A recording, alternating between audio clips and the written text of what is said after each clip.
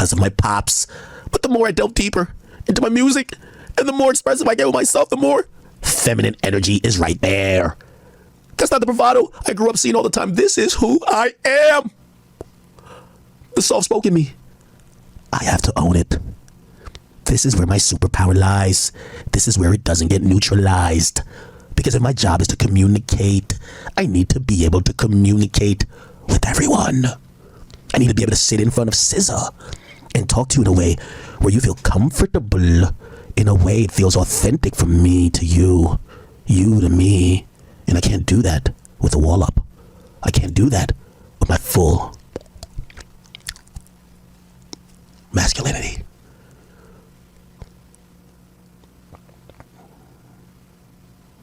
Well, can I ask you a hyper-masculine question, Duckworth?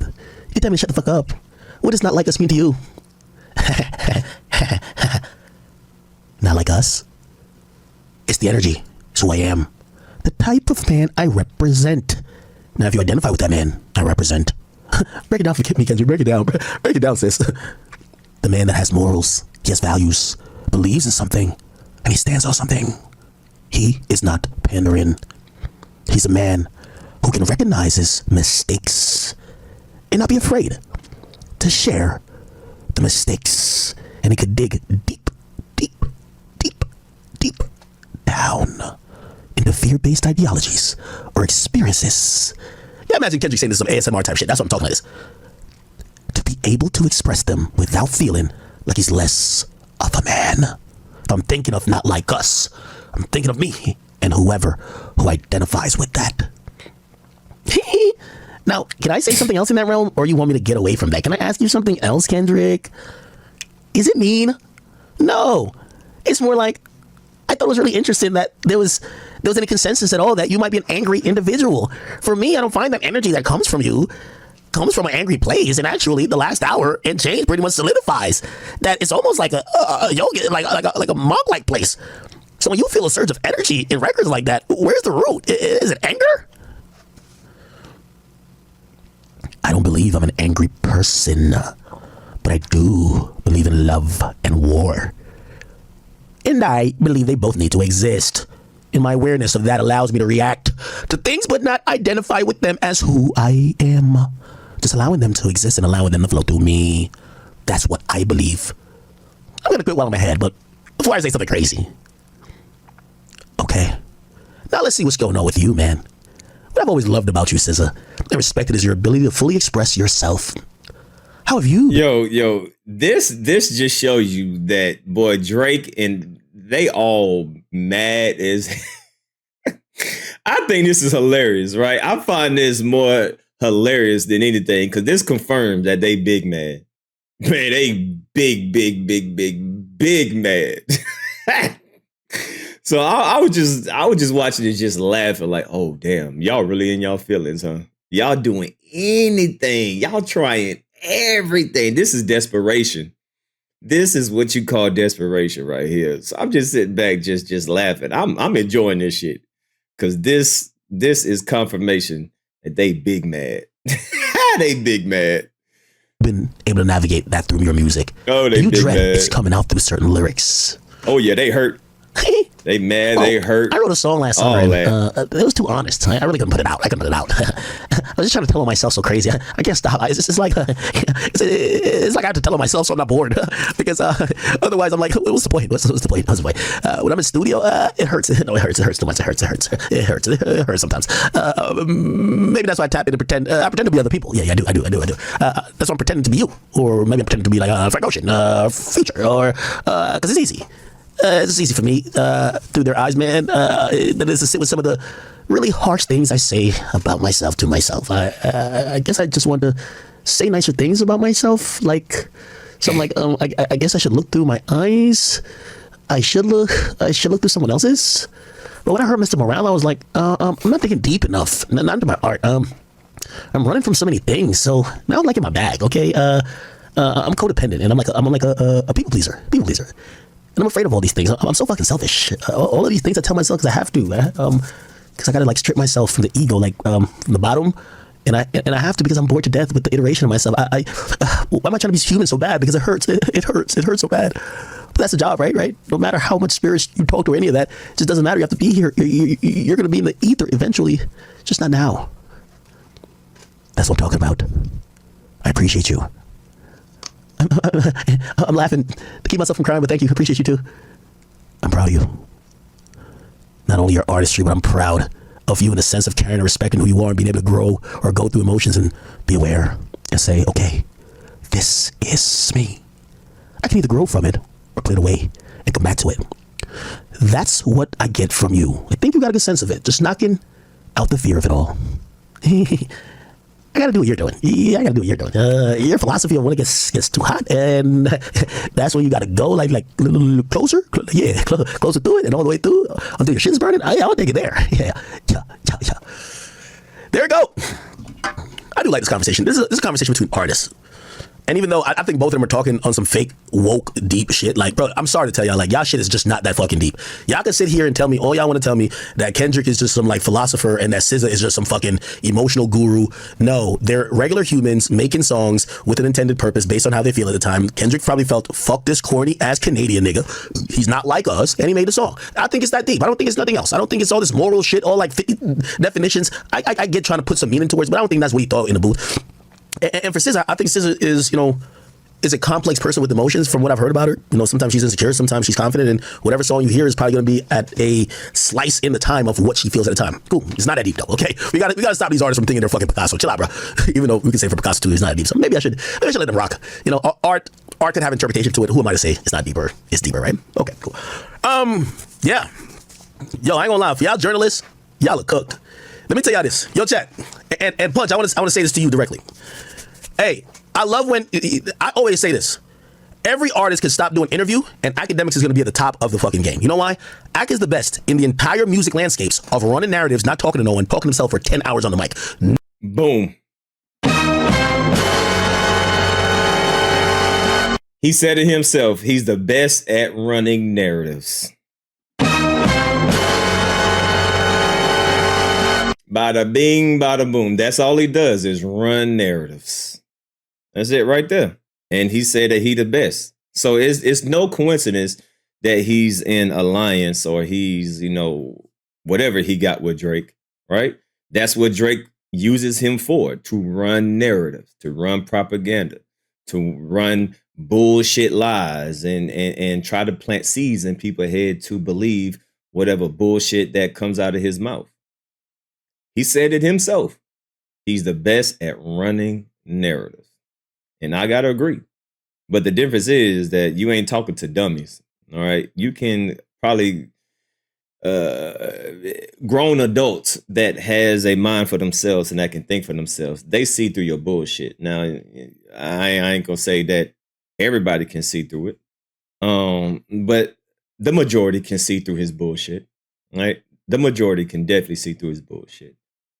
But there you go right there. He says he's the best at what he does. Running narratives. Got him. We got him. These nuts. Got him. Got him.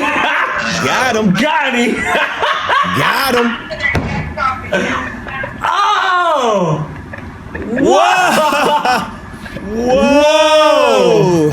Got him. It's based on how they feel at the time. Kendrick probably felt, fuck this corny-ass Canadian nigga. He's not like us, and he made a song. I think it's that deep. I don't think it's nothing else. I don't think it's all this moral shit, all like 50 definitions. I get trying to put some meaning to words, but I don't think that's what he thought in the booth.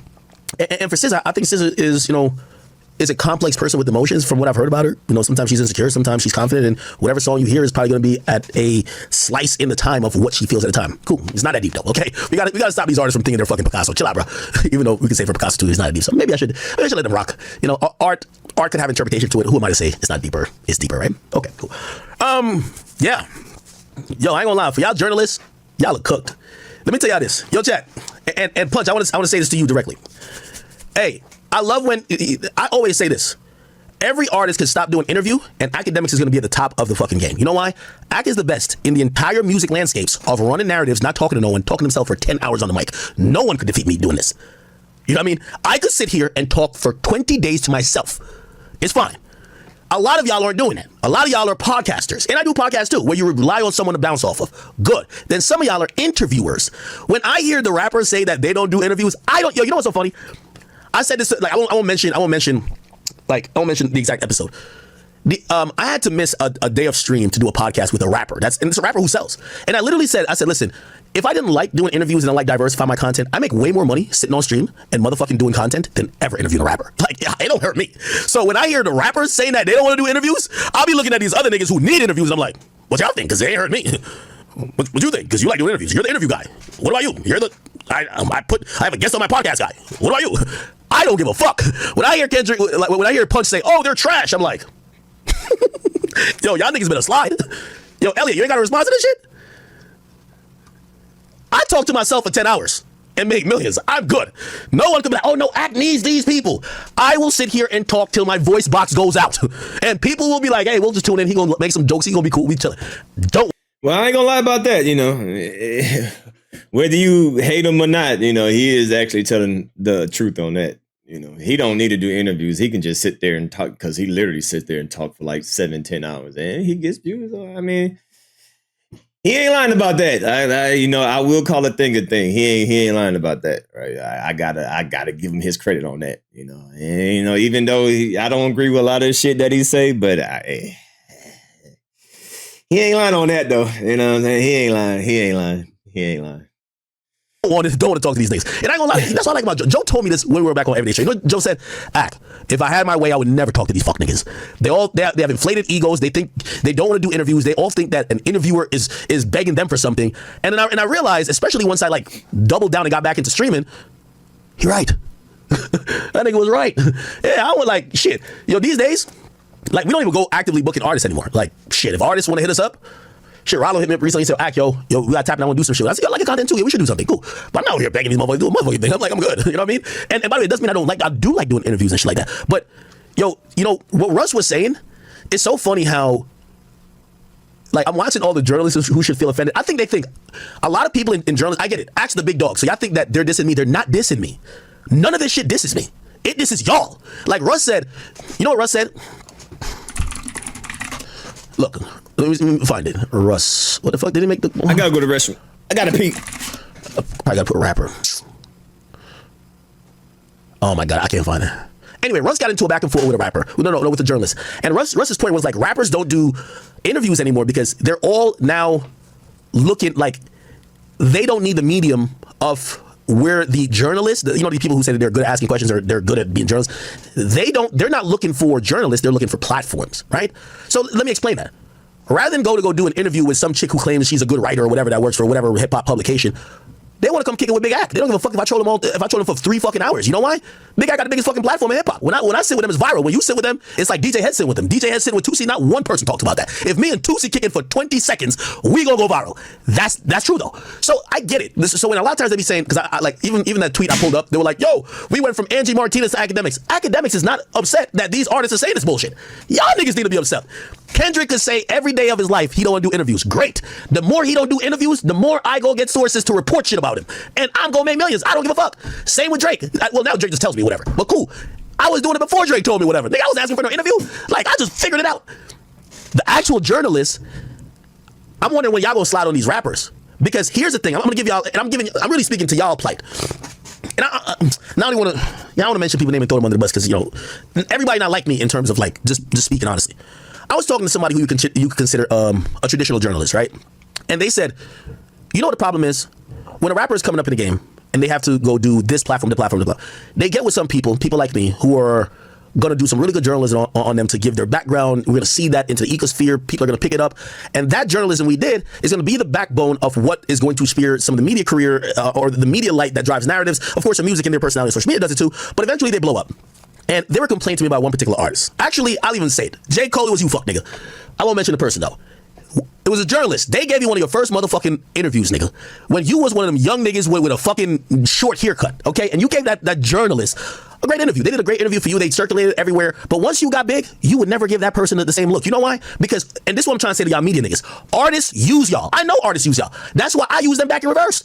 The thing is, they be saying that I'm getting used when I'm getting millions. Y'all broke as fuck, and then y'all be saying that I'm the one. How am I getting used? If the nigga getting millions is getting used, what are y'all getting used when y'all don't got a platform, y'all not getting paid for nothing, and they don't give you a look? That's the point. So here's the thing. It was J. Cole. J. Cole did an interview when he was very young, coming up in the game with a particular person. J. Cole gets big. J. Cole won't. The artist is always gonna get bigger than the media outlet. J. Cole wouldn't give that person another interview again. Actually, I remember J. Cole gave Adam 22 an interview. J. Cole, Adam 22. Yo, the person who I was talking to, they literally said, yo, this is so crazy. J. Cole won't give us an interview now. Adam 22 was going on the fuck J. Cole campaign that was going on with Lil Pump and Smoke Perp. J. Cole pulls up on him and sits with him. This is what I'm trying to tell all to y'all journalists. Your journalistic integrity don't matter. The act didn't kill it. The rappers killed it. Technology killed it. Fans killed it. That's the reality. The act didn't do shit. These rappers, they use y'all. So get out your feelings. Stop thinking that you're important. And if you realize that anytime a rapper wants to sit with you, it's never because they're giving you a gift. It's because you're hot enough and you deserve it. This is why when I see Drake go kick it with motherfucking Kai Cenat or Aiden, I don't feel no way. I get back on my stream and get on my Grizzly, nigga. I don't think these niggas owe me shit because none of these niggas really have any type of loyalty. None of these niggas actually care about journalism. They care about a platform. So Adam 22 at that point, because he was covering all the little colored hair niggas, had a platform. J. Cole didn't go back to that same person who gave him the interview when he had nothing going on. J. Cole went to the nigga who was slandering him but had a platform. Tells you everything you need to know, and this is 6 fucking years ago. So when I hear, like, even when people with the Kendrick Lamar shit, if you all that bullshit Kendrick done rocked y'all to sleep with, like he gonna change the game, nigga, he done looked at all y'all niggas that supported him and summed up y'all platform not popping. That's what it is. If y'all platform was like Kai, that nigga would be fucking with y'all, but y'all platform is not. So that's when you get to realize, bro, stop thinking these artists is like on some holistic, they care about journalism shit. They care about platforms. That's it. They want your platform to open them up to other people or to a certain basis. The same thing with politics. Donald Trump, like, yo. Like what Drake is doing to you? Yeah. So he's basically snitching on himself. Once again, he's basically snitching on himself. And that's what Drake is using him. Drake is using his platform to run with narratives. And what did he say? He said that he's the best at running narratives. Bingo! You big dummy. You big dummy. You big dummy. You big dummy. He's talking about himself. Cole. He's talking about himself. You stupid. God damn. You got to be a stupid motherfucker to get fired on your day off. He is literally talking about himself. That's the relationship that he has with Drake. Or that's definitely the relationship Drake has with Akademiks. He's using Akademiks to do his dirty work. He's basically just projecting right here. He's projecting his relationship with Drake.